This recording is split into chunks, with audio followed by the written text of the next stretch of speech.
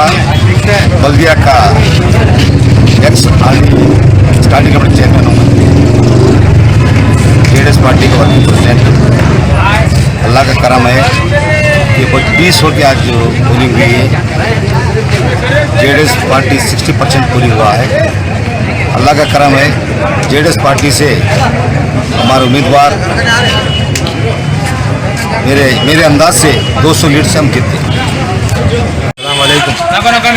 आज ward number 8 का voting का बहुत अच्छी वोटिंग हुई है। काफ़ी दिनों के बाद 60% के करीब वोटिंग हुई है। पब्लिक अपनी तरफ से काफ़ी अच्छा इंटरेस्ट दिखाई है वोटिंग के लिए। तो मैं तमाम वार्ड नंबर 8 के वोटर से शुक्रिया अदा करता हूँ। इंशाअल्लाह जो भी कैंडिडेट जीतेंगे, इंशाअल्लाह वार्ड नंबर 8 को अच्छी से अच्छी बनाने की कोशिश करेंगे। मैं तमाम कैंडिडेट से शुक्रिया अदा करता हूं और बेस्ट ऑफ लक करता हूं। Thank you. इसी ये पर वार्ड नंबर 8 के बनिस्बत तमाम इलेक्शनों के ये इस वार्ड के इलेक्शन में ये इम्प्रूव हुआ है, 60 के करीब गया है। मैं चाहता हूँ कि हमारे इलेक्शनों में भी इस तरह का परसेंटेज आगे जाए और भी आगे जाए, बिकॉज वोट की कीमत बहुत इम्पोर्टेंट होती है। जिस तरह आधार कार्ड को हर घर में रखा जाता है, आईडी कार्ड, समझ गए, स्कूल में एडमिशन के लिए,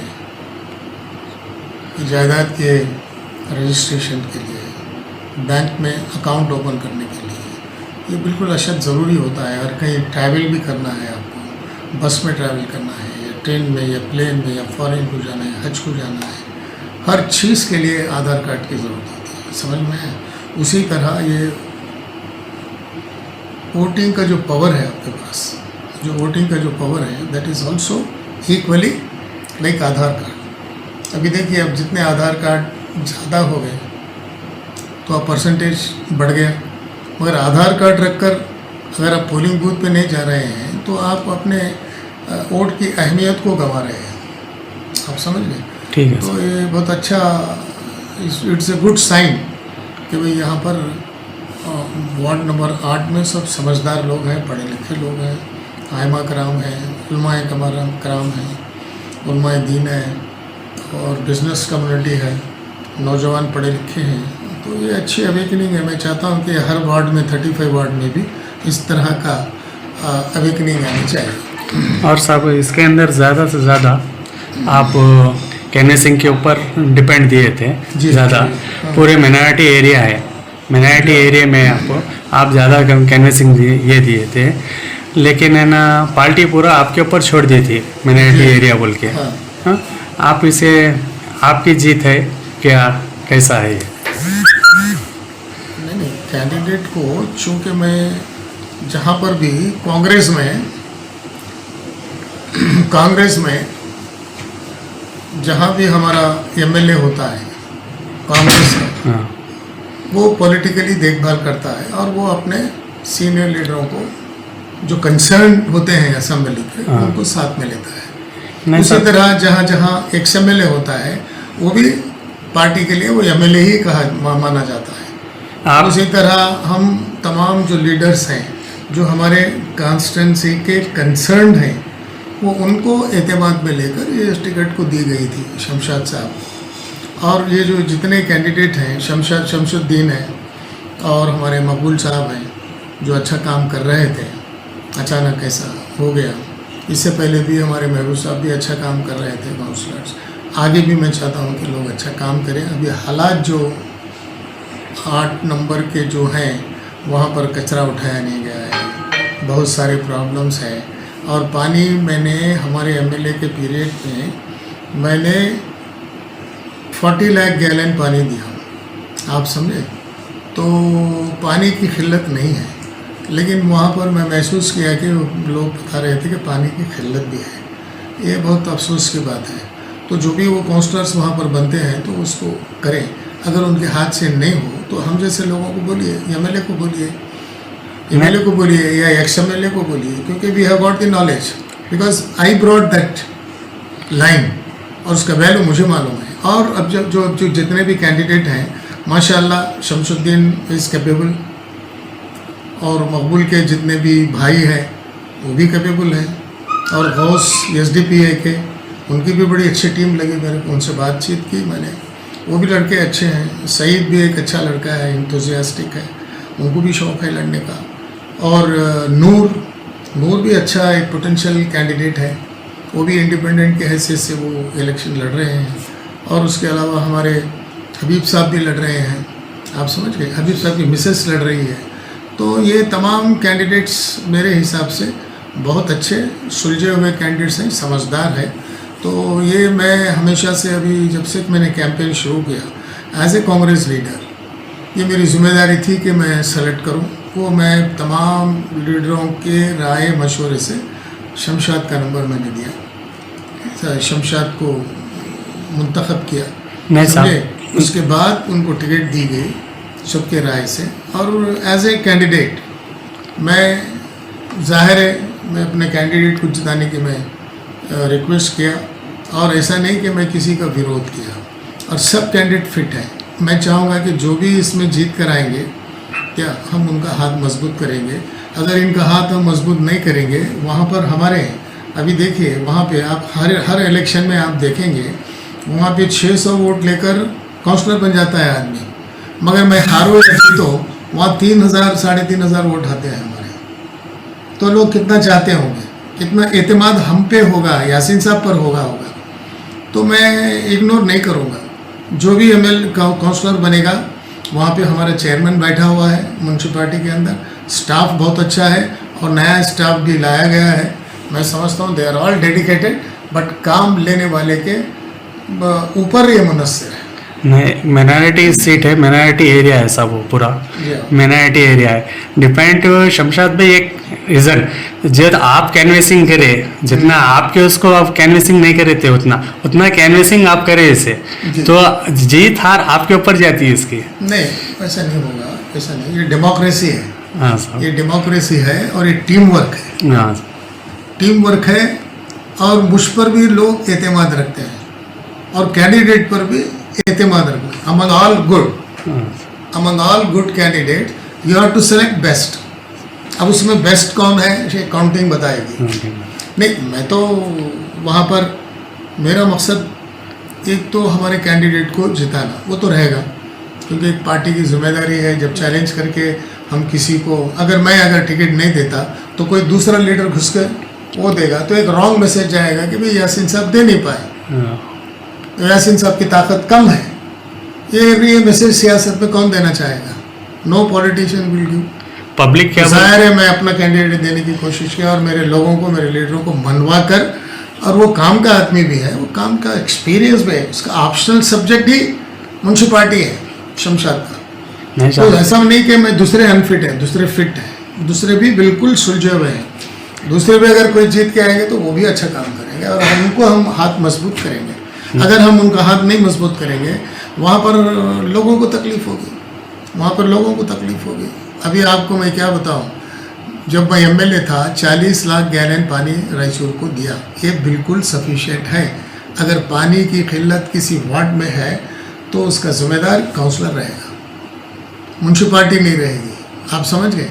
और दूसरी बात ये मैं बताऊँ आपको, जो सॉलिड वेस्ट मैनेजमेंट जो निर्मल नगर करके, ये एस.एम. कृष्णा साहब के पीरियड में, मेरे पहले पीरियड में एमएलए के, ये एक स्कीम मैंने यहाँ पर रायचूर में लाया। ये जो सीटियाँ बजाकर जो सुबह सुबह कचरा उठाते हैं, समझ गए, आपके घरों से जाके कचरा उठाकर वो अपने बंडियों में रखते हैं, समझ गए। तो ये तमाम अच्छा 0 पॉइंट कर दिए थे हम, क्योंकि उस वक्त सारे इक्विपमेंट्स दिए थे, ऑटोज़ दिए थे, लेबर को कन्फर्म किया था मैंने कि एक वार्ड को इतने लेबर्स हैं, एक को ट्रॉलीज, और वहाँ पे ट्रैक्टर्स, जो गलियों में बड़े लारीज नहीं जा सकते कचरा उठाने के लिए, ट्रैक्टर्स नहीं जाते, तो छोटे टेम्पोज दिए गए थे। ये सारे मैनेजमेंट्स दिए गए थे। बाद में हमारा पीरियड होने के बाद आज 90 लेबर्स कम है। अच्छा, 120 टन हम फेंक रहे हैं। तो मैं ये कहूँगा कि म्यूनसिपालिटी के पास जब इक्विपमेंट्स नहीं है, लेबर्स नहीं है, तो जाहिर है वो सिर्फ 20% उठा रहे हैं, सात कचेरी के रोड के ऊपर उठा रहे हैं, कोई अच्छे एरिया में उठा रहे हैं, मेन सड़कों पे उठा रहे हैं, कुछ साफ सुथरा नजर आ रहा है। But if you go to the interior area, आपको कचरा वैसे ही पड़ा हुआ है। 120 टन बोले तो आप डिवाइड करिए 35 को, 3 टन एवरेज मैं समझता हूँ एक वार्ड के लिए 3 टन हम कचरा फेंकते हैं। सिटी में हम 120 फेंकते हैं। अब ये 20 टन उठा रही है म्यूनसिपालिटी, तो 80 टन तो सड़कों पे ही है, नालियों में है, खंदकों में ढकल रहे हैं, नालियों में भर रहा है। ये मेरे पीरियड में तो नहीं हुआ, ज़ीरो था। अब नए चेयरमैन आने के बाद सबसे पहले मैंने उनको ये हिदायत दी कि भाई अब इमीडिएटली तो सड़कें नहीं बना सकते आप एज ए चेयरमैन। इमीडिएटली पानी है, पानी का मैनेजमेंट करो, पानी की क्वांटिटी है। हमने सेकेंड लाइन लाया, मैंने लाया, सारी दुनिया को मालूम है। और एक कचरे के जो स्कीम से उठाने के हिसाब से ये भी यासीन साहब ही लाए, जिसको निर्मल नगर बोलते हैं, सॉलिड वेस्ट मैनेजमेंट, आप समझे। तो इसके भी इक्विपमेंट्स वगैरह, और इसको फेंकने के लिए शहर के कई किलोमीटर दूर मंचलापुर में जगह भी मैंने दिलाया है।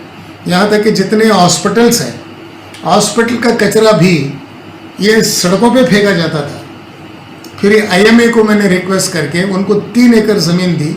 ये बायो मेडिकल मास, ये जो भी ऑपरेशन थिएटर का, जो भी बीमारियों का ऑपरेशन का, ये वो तमाम जो गंदगी निकलती है वो भी सड़कों पर फेंकी जाती थी। इवन नीडल्स भी फेंके जाते थे। अगर नीडल किसी को चुभ जाता तो कितना बड़ा इन्फेक्शन होता, आप बताइए। एक हॉस्पिटल से इतने नीडल्स निकलते हैं, अभी वहाँ पर जाकर देखिए, रोज़ाना इतने नीडल्स निकलते हैं। और वहाँ पर IMA की मेहरबानी, तो वहाँ पर वो पूरा कचरा टेम्पो में पूरे हॉस्पिटलों से, नर्सिंग होम से ले जाते हैं, वहाँ पे उसको बर्न करते हैं, राख में तब्दील करते हैं, ताकि उसके अंदर जो बैक्टीरिया है वो मर जाए, वायरस जो है वो मर जाए।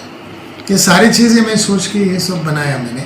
अभी अब जब मैं वार्ड में देख रहा हूँ कचरा है, अभी कई महीनों से कचरा, अब 3 टन अगर नहीं उठाया आप एक वार्ड में, तो दूसरे दिन 6 टन हो गया, तीसरे दिन 9 टन हो गया। अगर 4 दिन निकाले तो 4 या 12, तो 12 टन हो गए।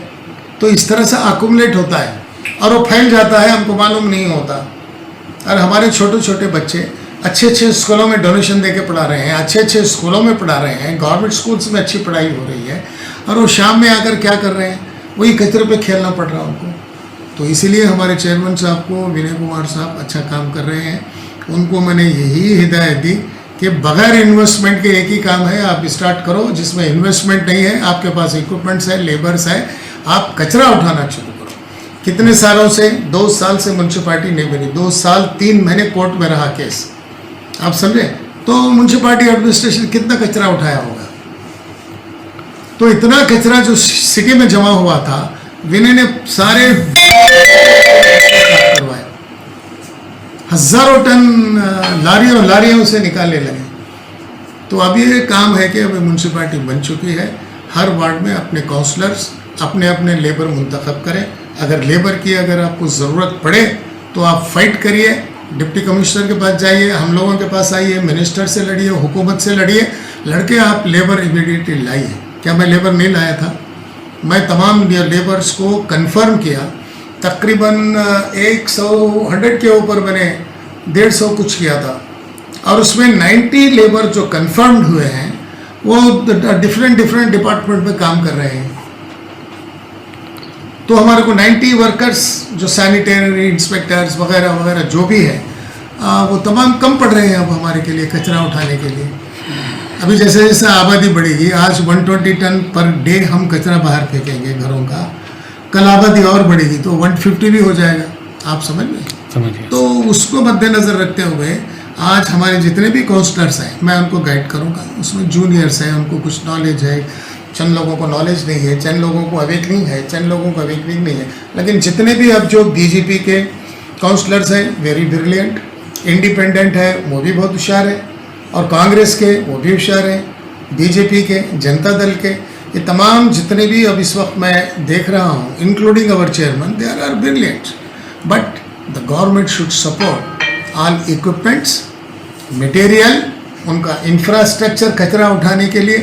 पानी तो है, जहाँ जहाँ एक्सटेंशन लोकेलिटीज़ होते हैं 24/7 दिए हैं आपको, 24 आवर्स पानी के लिए बोलिए सर। जब मैं सेकेंड